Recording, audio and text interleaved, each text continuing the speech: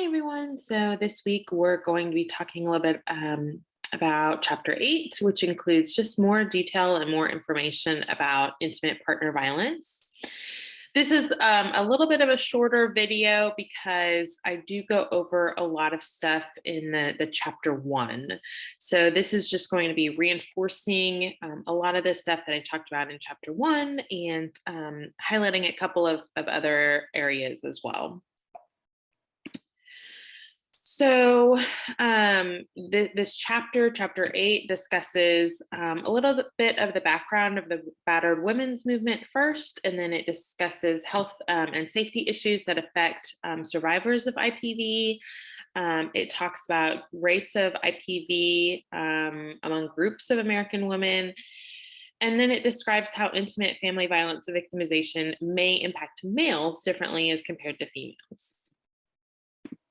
So again, going back to the main forms of violence that we talked about in Chapter 1 were physical, sexual, and emotional or psychological abuse. And so I also want to highlight economic control, economic coercion.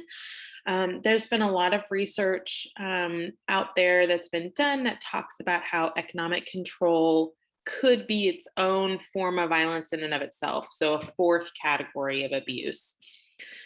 So this occurs when an abuser makes or tries to make the victim financially reliant on them.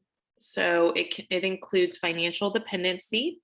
Some examples might include keeping the partner from getting a job or forcing them to get a job that they may not want, getting the partner fired from a job, continuously harassing them in the workplace, making the partner ask for money. Oftentimes, I would have survivors who said they had an allowance that they got either weekly or monthly. And oftentimes, they had to do things like buy groceries for the household with that allowance. And then just taking the money that he or she has earned. Another big form of economic control that's not necessarily talked about in the textbook is credit card control, credit card fraud. So maybe running up the victim's credit cards and completely destroying their credit, which then in turn makes it even more difficult for them when they're ready to leave, to be able to lease an apartment, to be able to buy a house, different things like that. So completely destroying their credit in their name is another form of economic control. We talked a little bit already about physical abuse. I'm not going to talk too much about that. It is estimated that 22% of women and 14% of men experience physical abuse in their lifetime. It may also include denying someone medical treatment or the necessary medication that they may need. One of the other forms of emotional abuse that I want to highlight is called gaslighting. And we talked a little bit about that in the Chapter 1, but gaslighting is a form of manipulation that is used against a partner to convince them that they are wrong. It involves twisting of information or giving false information with the intent of making the victims doubt their own memory, perception, and sanity. Individuals who have been gaslit feel that they are constantly wrong in what they say to their partner and are confused and defensive since their word is constantly questioned. So, for example, I had a woman who it was expected that she have dinner on the table every evening as soon as he got home from work. And she would ask him what he wanted for dinner. And one night, for example, he said he wanted steak and potatoes, and he got home and he threw the food over, across the kitchen against the wall, said, "I did not say I wanted steak. I said I wanted chicken. And I can't believe you made me steak. I specifically told you I wanted chicken."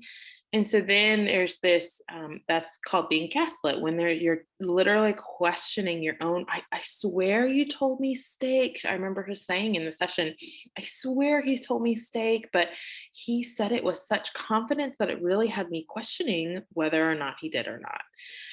So that's just one example of gaslighting.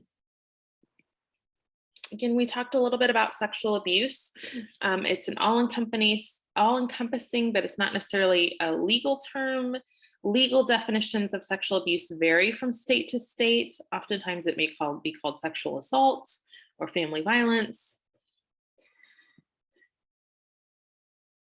And then again, we talked a little bit in chapter 1 about marital rape, but it is defined as unwanted intercourse or penetration obtained by force when the marital partner is unable to consent.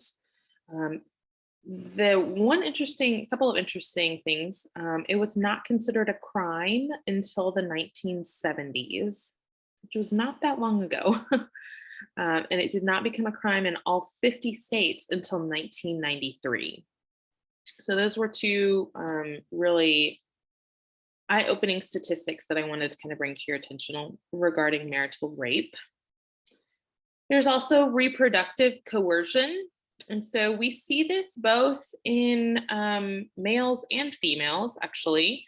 It refers to the behaviors used to pressure or coerce someone into becoming pregnant or into continuing or ending a pregnancy against their will.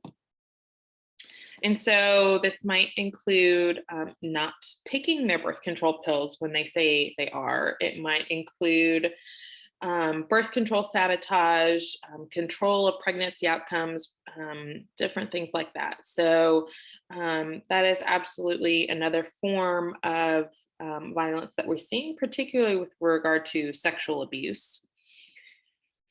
So let's talk a little bit more about violence against men.